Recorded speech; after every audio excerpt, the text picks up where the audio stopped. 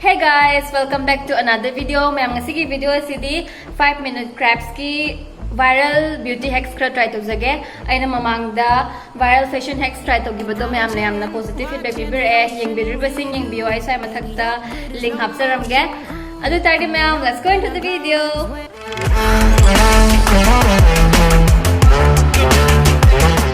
Sigi video sida nupi macha asina lipstick ama lawraga mid ki makhada line ahum chingaga blend tawrni phajana duga khoi dark spot lebagumba do khunjandoine ba adu tari let's try this.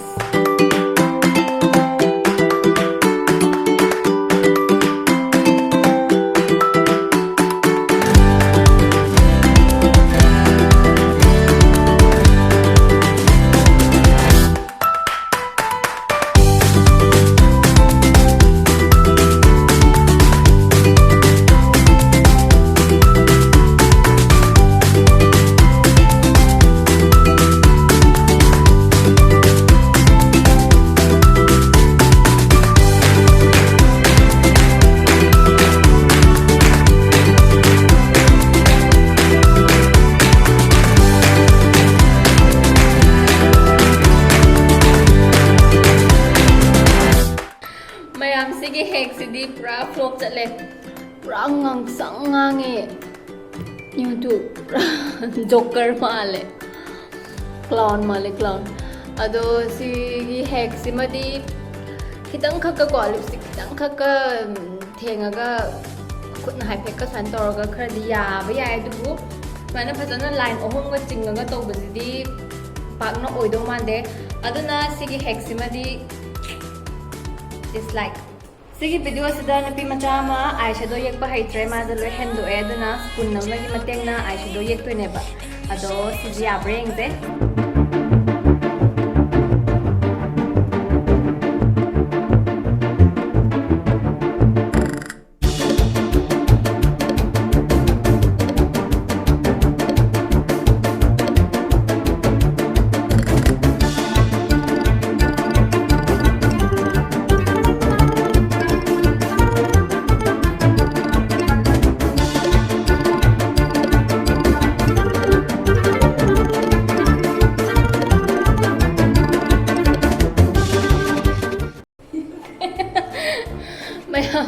Mayam sige hack sisu yadre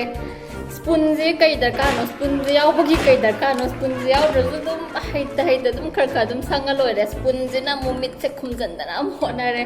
ado yadre ai gi eyeshadow je yam kana ju color je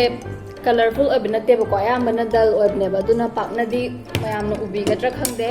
pucharake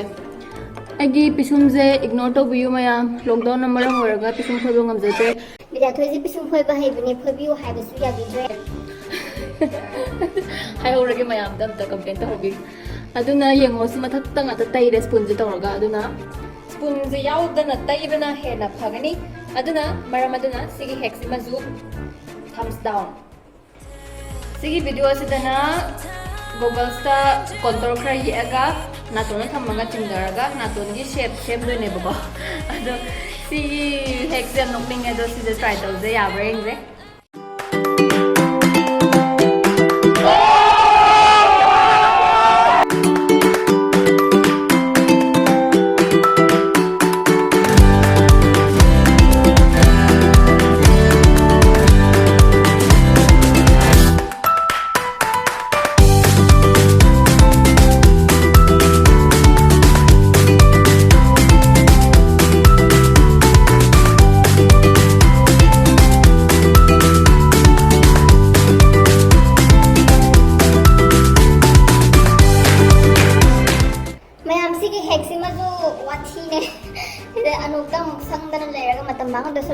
direct na tun dum sanga ga dum shape to sembi ba ado agi chawra ba na tun je magi ano sina kenta mateng to gidre aduna sigi hack sima zu dislike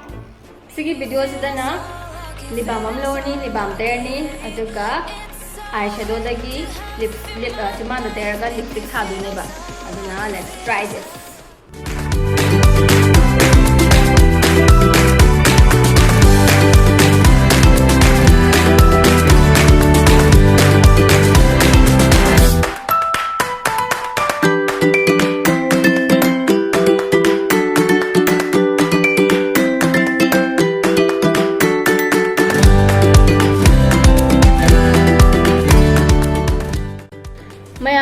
ꯍꯦꯛꯁꯤꯗꯤ colourful ꯑꯣꯏꯕ ꯑꯥꯏ ꯁꯦꯗꯣ ꯂꯩꯇꯥꯔꯗꯤꯀꯣ ꯑꯗꯨꯝ ꯌꯥꯅꯤ ꯑꯩꯒꯤꯗꯤ colourful ꯑꯣꯏꯗꯕꯒꯤ ꯑꯩꯅ brown colour ꯁꯤꯖꯤꯟꯅꯕꯅꯦꯕꯀꯣ ꯑꯗꯣ ꯑꯗꯨꯝ ꯌꯥꯏꯌꯦ ꯐꯖꯗ꯭ꯔꯣ ꯀꯃꯥꯏꯅ ꯇꯧ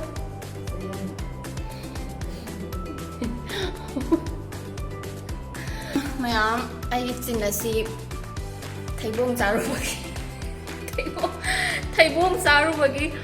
ꯃꯥꯜꯂꯦ ꯆꯤꯟ ꯃꯨꯕꯗꯣ ꯑꯗꯣ ꯁꯤ ꯑꯥꯏ ꯁꯦꯗꯣ ꯀꯂꯔꯐꯨꯜ ꯑꯣꯏꯕ ꯑꯥꯏ ꯁꯦꯗꯣꯅ ꯇꯧꯔꯒꯗꯤ ꯑꯗꯨꯝ ꯌꯥꯅꯤ ꯑꯗꯨꯅ ꯁꯤꯒꯤ ꯍꯦꯛꯁꯤꯃꯗꯤ ꯑꯩ ꯑꯗꯨꯝ ꯂꯥꯏꯛ ꯇꯧꯔꯦ ꯑꯗꯨꯒ ꯁꯤꯒꯤ ꯍꯦꯛꯁꯦ ꯑꯩꯅ ꯌꯥꯝꯅ ꯇ꯭ꯔꯥꯏ ꯇꯧꯅꯤꯡꯈꯤꯕꯅ ꯌꯥꯝ ꯐꯅꯤ ꯑꯣꯏꯕꯒꯤ ꯀꯣꯟꯇꯔꯗꯣ ꯃꯥꯏꯅ round ma'am tayani aduga space ꯂꯩꯕ ꯃꯐꯝꯗꯨꯗꯅ ꯀꯩꯅꯣ ꯍꯥꯏꯂꯥꯏꯇꯔꯅ ꯑꯃꯨꯛꯀ ꯇꯩꯁꯟꯗꯣꯏꯅꯦꯕ ꯑꯗꯨꯒ ꯄꯨꯔꯥ ꯕ꯭ꯂꯦꯟ ꯇꯧꯔꯒ ꯃꯥꯏꯁꯦ ꯐꯖ ꯊꯣꯔꯛꯀꯅꯤ ꯁꯤꯅꯦꯕꯀꯣ ꯑꯗꯨ ꯇꯥꯔꯗꯤ ꯍꯧꯖꯤꯛ ꯌꯥꯕ꯭ꯔꯥ ꯍꯥꯏꯕꯗꯨ ꯌꯦꯡꯁꯦ ꯂꯦꯠꯁ ꯇ꯭ꯔꯥꯏ ꯗꯤꯁ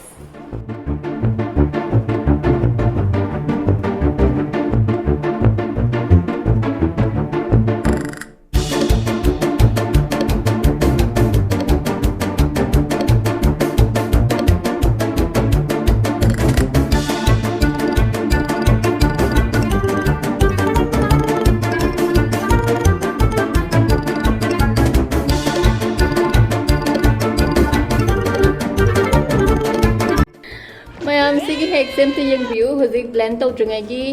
ꯀꯣꯟꯇꯣꯔꯒ ꯍꯥꯏꯂꯥꯏꯇꯔꯒ ꯌꯦꯛꯆꯔꯦ ꯑꯗꯣ ꯑꯩꯒꯤ ꯀꯣꯟꯇꯣꯔꯁꯦ ꯌꯥꯝ ꯀꯟꯅ ꯃꯨꯗꯕꯅꯦ ꯑꯗꯨꯅ ꯁꯨꯃꯥꯏꯅ ꯇꯥꯔꯦ ꯑꯗꯣ ꯁꯛꯁꯦ ꯅꯠꯇꯦ ꯌꯦꯡꯉꯨ ꯑꯗꯣ ꯍꯧꯖꯤꯛ ꯕ꯭ꯂꯦꯟ ꯇꯧꯖꯔꯛꯑꯒꯦ